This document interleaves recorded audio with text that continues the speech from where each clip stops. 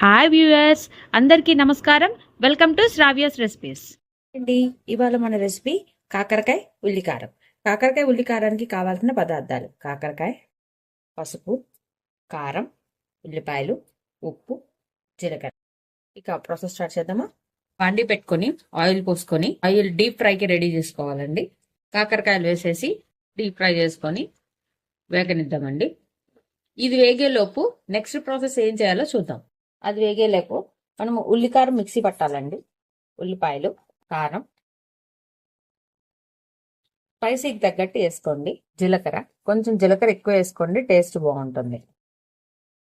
ఉప్పు ఇంకొంచెమే వేస్తున్నానండి, కావాలంటే మళ్ళీ వేసుకోవచ్చు. పసుపు. దీన్ని మిక్సీ పట్టి గ్రైండ్ చేసుకొని పక్కన పెట్టుకోవాలి. చూసారు కదా, ఇట్లా మిక్సీ పట్టుకోవాలి.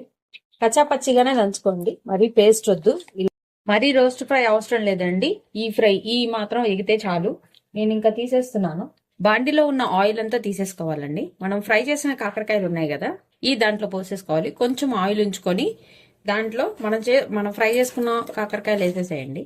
ఈ ఉల్లికారం కూడా వేసేసేయండి. చూసారు కదా, ఇలా మంచిగా కలిపుకోండి. మొత్తం ప్రతి కాకరకాయకి కారం పట్టాలి. అలా పట్టేదాకా కలిదిప్పండి. మంట సిమ్లో పెట్టేసుకొని మగ్గనివ్వండి.